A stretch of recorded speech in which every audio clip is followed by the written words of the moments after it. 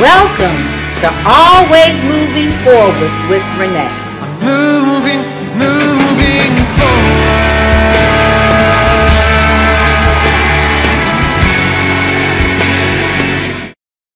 Good morning and happy Sunday to all.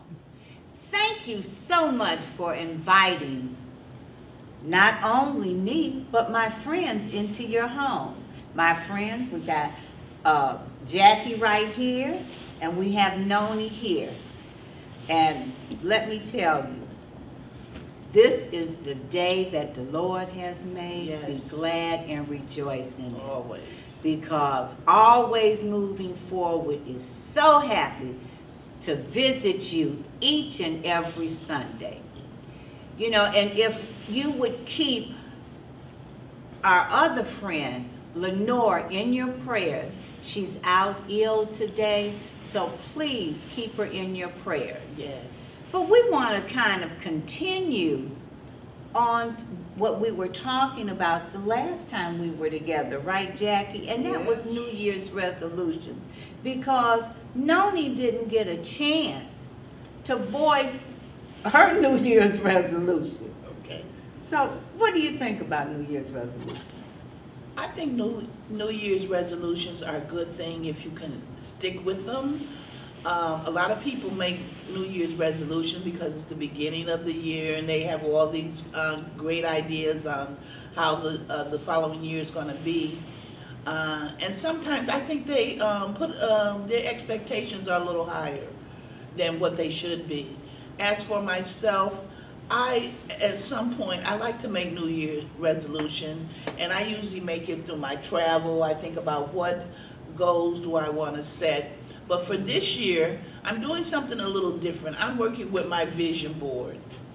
I have a vision board which I put down all the things that I'm going to hope to accomplish in 2019, where I like to go and travel. I want to visit with family. I want to go do some things, maybe like do some research, something of that nature. So for me, my resolution is basically, it's just to live in a peaceful way, to be consistent with whatever I'm doing, and also to show more compassion with my friends, family, and the community. Because right now, people have just gone through this holiday period where a lot of them weren't feeling too well because of lost loved ones, or for whatever reason, they may experience some form of depression. I want to say to you, hey, we're here, we made it into 2019, yes. Be grateful. Thank our God that we woke up. We're waking up every morning. And we wake up and we're feeling good and healthy. And I just like to say, I'm wishing all of the audience out there peace, health, and happiness for 2019. Okay. Is that good? Well, you're going to be busy. She's going to be busy. Right. But you know, everyone knows I talked about my New Year's resolution, the one I have every year. Okay. And that is, the first one is to lose weight. And you know what I did? I've gained a couple of pounds. I thought I was going to lose, and I've gained a couple of pounds. That happens. I was on my scale at home, went to the doctor the other day. My husband was with me. When I walked in, I told the nurse, I went and whispered to her. You know, I gave her a number of what I was weighing. And she said, okay, well then you don't have to get on the scale. And my husband said, you need to put her on that scale. But she was on my side. She was on your side. But you know, when thinking about, and we know Jackie doesn't, she doesn't do New Year's resolutions. We know that. I'm just laughing because babies lose weight before they gain.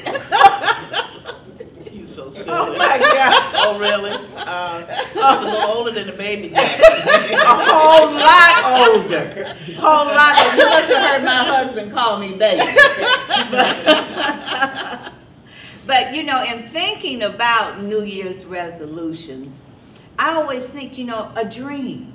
Okay. A dream. It's a dream. Noni talked about her vision board. Mm-hmm. You know, those are our dreams that we put on those boards. Right. you know, that we want to come true. Yes. So with thinking about a dream, what came to mind? Who just had a birthday? Dr. Martin Luther King. Dr. Martin Luther King. And what was his favorite speech? I have a dream. I have a dream. Yes. Well, the Reverend, A dream. okay, Jackie has a dream. The Reverend Martin Luther King Jr., he was best known for his role in what? Civil rights, the Yes. civil rights movement. You know, and his life work has been honored with a national holiday. Yes. And it took them some years to get that holiday, am I correct? Yes, it did. And with that being a national holiday, schools and public buildings were closed. But now they've also named schools and public buildings after Reverend Martin Luther King Jr. Yes. But he was born January the 15th, 1929.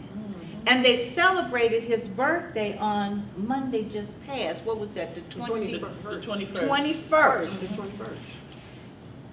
He went home on April the 4th, 1968. He was born in Atlanta, Georgia.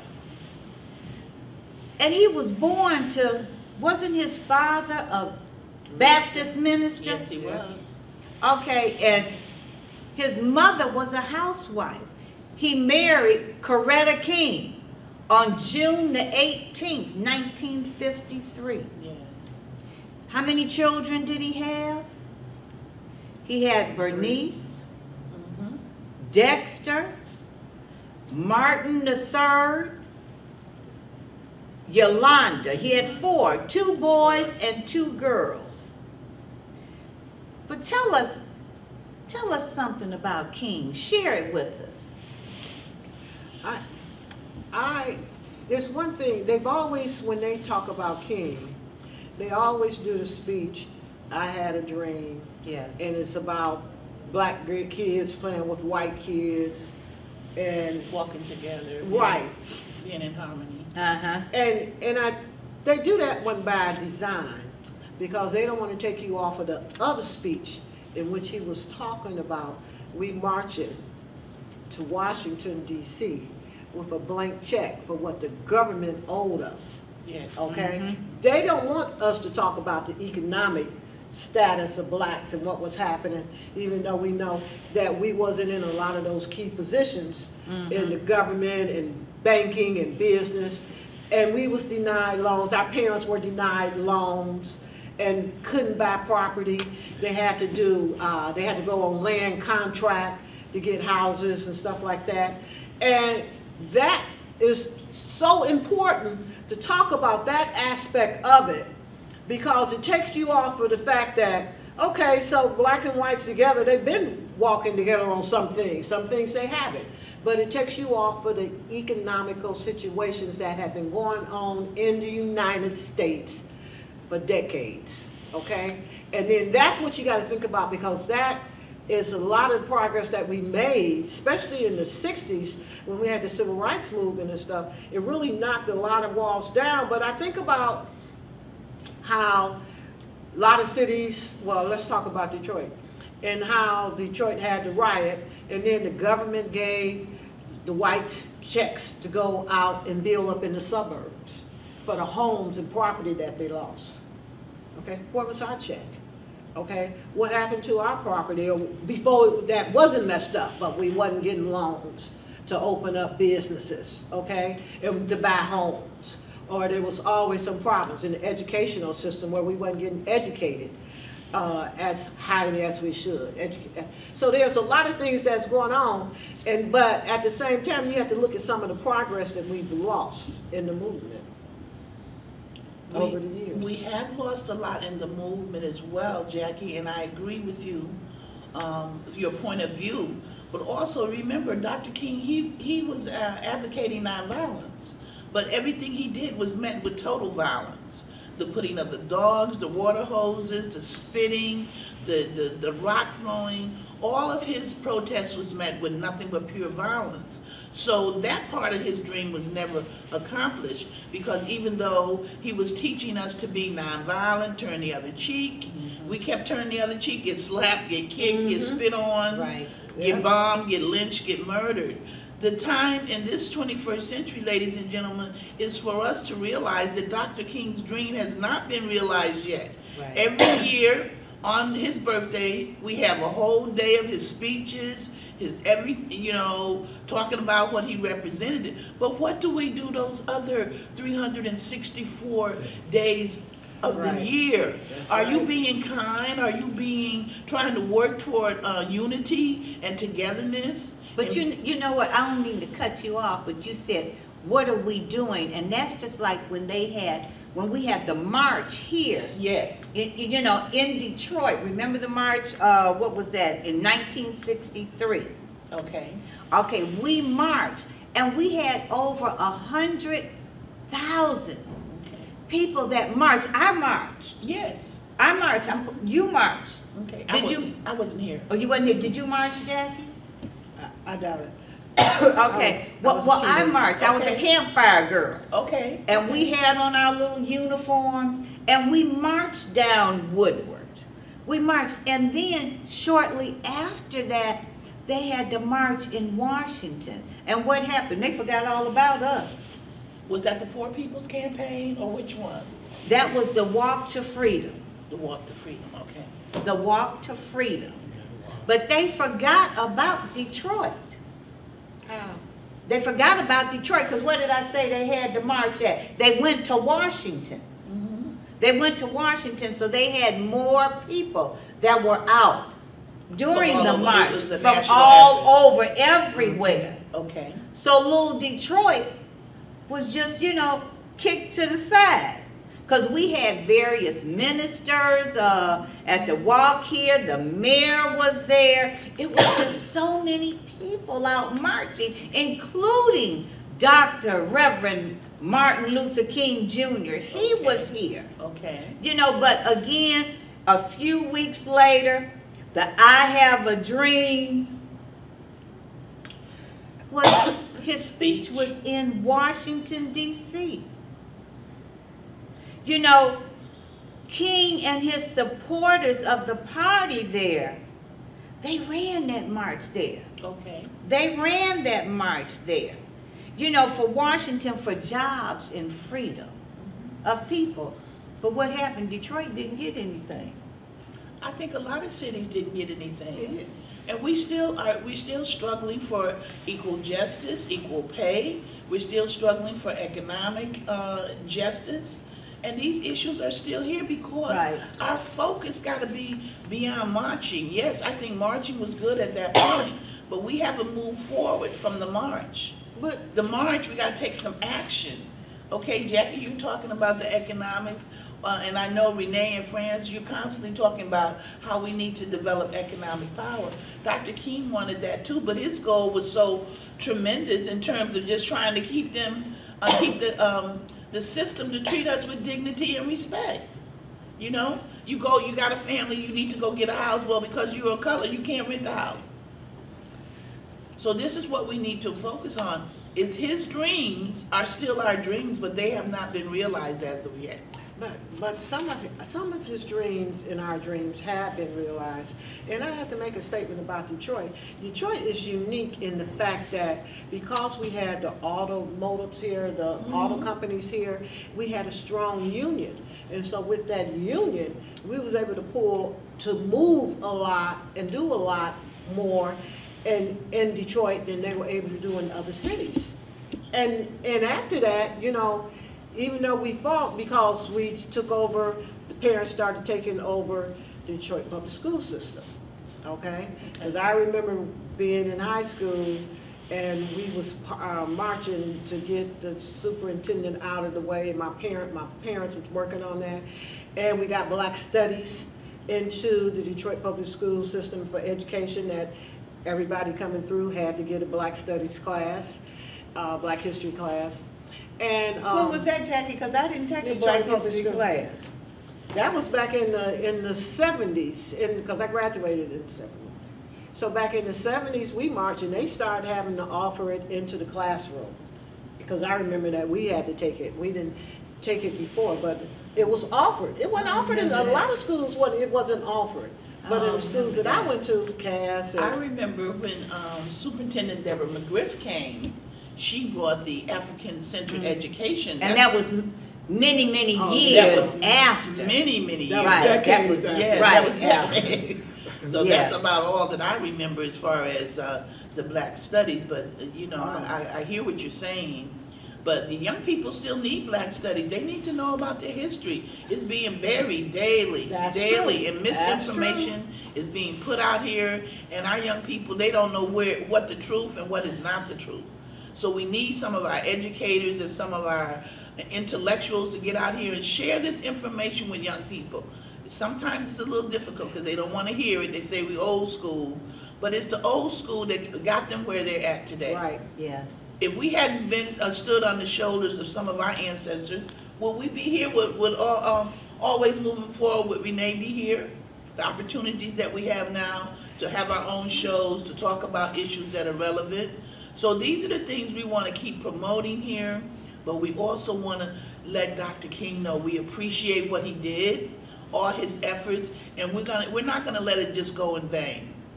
It's just 3 of us here, it's 5 or 6 in the audience, but we still have to keep his dream alive by doing what we can do individually, collectively, and as an organization. Right, right. But you know, King, remember when he got the Nobel Peace Prize in 1964? Yeah. He was the youngest. Sure was.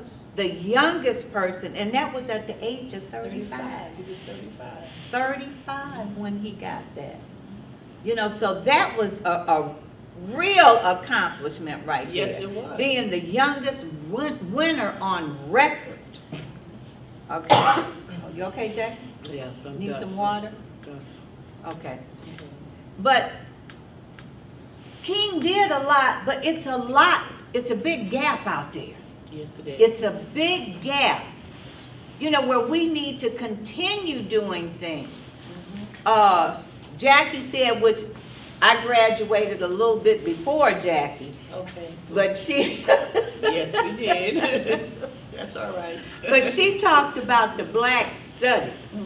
Okay, when I went, we didn't have to take a Black study class, but later they did implement those classes in the school system. Yes, they And did. even bought And- books. Right, and our children need to know Yes. their history. Right. They need to know their history.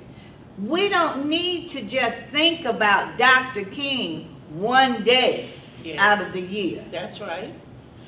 You know, we need to, like you said, we need to do something every day. Right, Black history is all. Every- Every day. You live it, you are Black, so your history don't stop and come to life just in February. Every day of Or a the day year. off from work. Yes. But You know? we got to think about all the other people that was around King, Reverend Abernathy, Rosa Right. Parks, Jesse and James Foreman and Stokely. All of our power leaders at that time, they were getting together because the war was going on, people were dying, and Dr. King, the more he got out there to resist civil rights, the more violence and brutality that they were meeting. Don't forget the 3 freedom workers that were killed, all that Right, violence that was right. going on during that time. I wonder if our young people even know about this, other than seeing little snippets on Right, Keep right. Your Eye on the Prize. And they look at that and I'm wondering what do they think when they see dogs attacking women and children, and when they see people, white people spitting on you. Yes, Because yes. that to me yes. is the vilest thing anyone can do. So what I think we need to do, I think we need to start having some freedom schools and talking to our young people about what has already happened and give them some input on what they think need to happen for the future. Now, didn't Detroit Public Schools have a freedom school? Yeah, right, Right. and they got a freedom school now I don't know if it's still running now, And but they have one they at have the it. Museum of Afro-American, Charles Wright Museum of Afro-American History at the beginning of the semester. Yes. Okay, when this is 2018. It might still be running now, I don't know. But that's another thing. They talked about Helen Moore and how Helen Moore was involved in keeping a lot of it going. Oh, yes, yes. And the news media, you know, they went after attacking her and stuff, and those around her. So, you know, we have to look at the media. Whenever we keep going and got something going, something comes along and want to destroy our movement. Yes, and when true. it's positive, they want to destroy it. If it's not, then it just keeps chucking along. So we have to look at our superintendents, you know, how the government took over, you know, our school board or our superintendent, okay? There's so many things that come up that take your eyes away off the prize or away from what we're trying to accomplish. And a human being only have so much. And there's one thing too that really brought destruction, is that before, kids used to look at their parents as their leader, okay? As a role model. As a role model. Right, as a and role then model. what did they do? To destroy that, they came and said, we're gonna make athletes your role model. So then our own kids start looking at athletes and looking at their lifestyle and trying to imitate their lifestyle. Okay. Looking at athletes and entertainers. Yeah. You know, entertainers. Because what did they start doing? Everybody was doo-wopping on the corner. Do whopping. Everybody Right. had to have a basketball. Yes, Or a basketball yes. court. Because we had in Detroit, we had a strong system because I went to other states and other cities that were copying Detroit Public Schools educational program, like vocational school. We had Voc Ed. Yeah, vocational. We had a really strong one, and I went down into Florida, and I was down there in '88. They was just getting them. They was there like a year. But you know, let me say this, Jackie, not only the schools, but someone of color worked at the fire department. Right. Worked the police station. Right. You could go anywhere Right. and get a job. You were setting a standard for blacks to move on Right. up. You could go anywhere. But what's happening now? A lot of people are feeling what we have always felt. You know, they're feeling it because what's happening? They're not working. Yeah. They're not getting paid. Mm-hmm.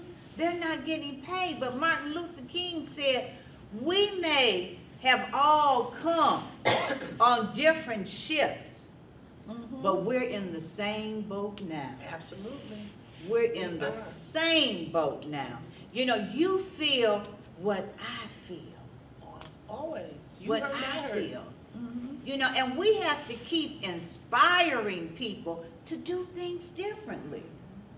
To do things differently. But go ahead, you were talking about you had went to other states. You know, and they were copying Detroit Public Schools' standard of educating.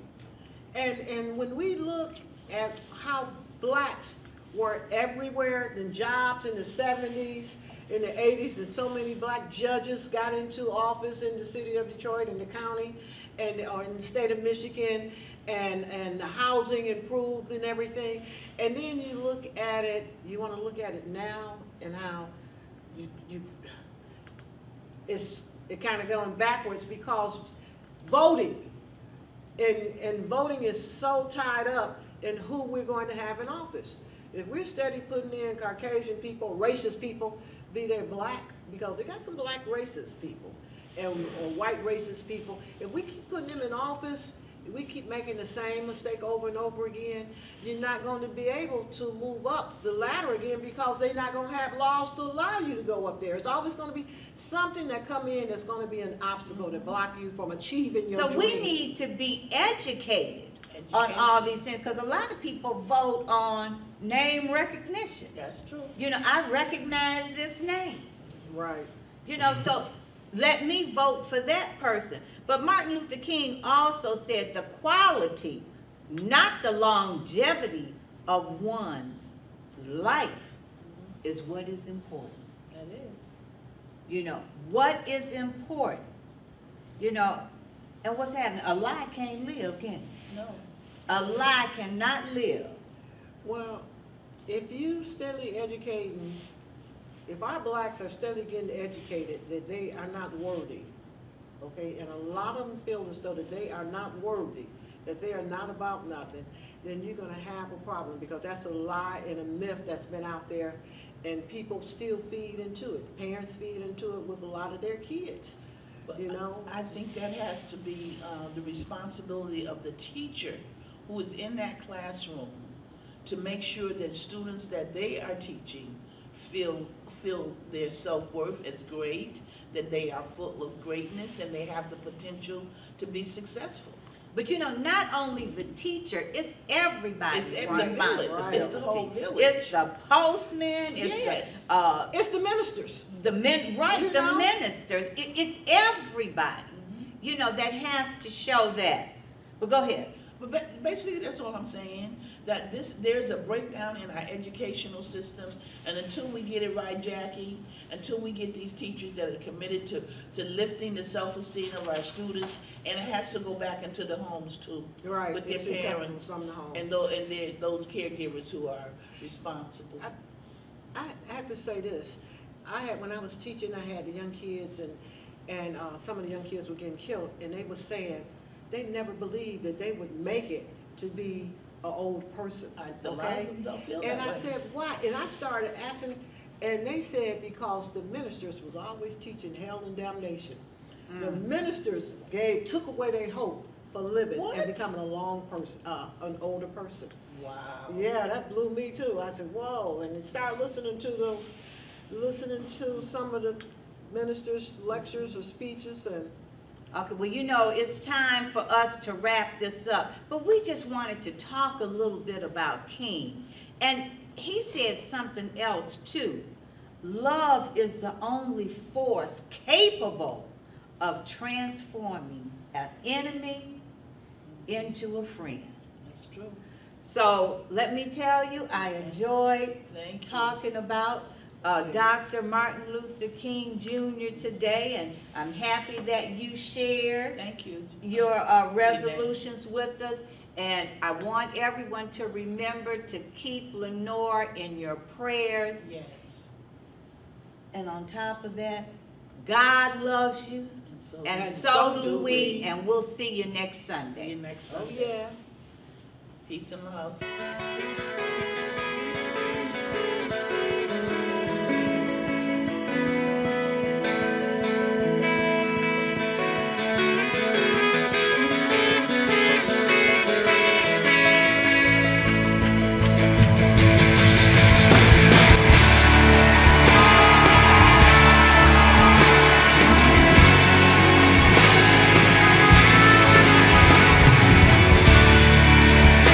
I hope you enjoy Always Moving Forward with Renee.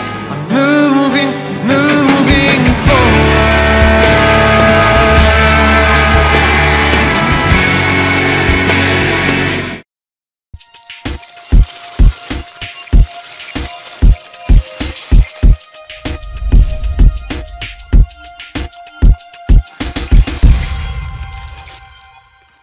What's up, everybody? This is your girl, Vicki Winans, and you're watching Bell Global Network.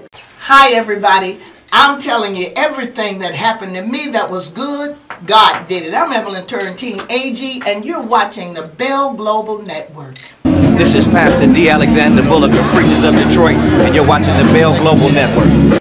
This is Bishop Edgar Van of Second Ebenezer Church in Detroit, Michigan, and you're watching the Bell Global Network. Hi, I'm Bernadette Stanis. You know me best as Thelma from the TV show Good Times, and you are watching Bell Global Network.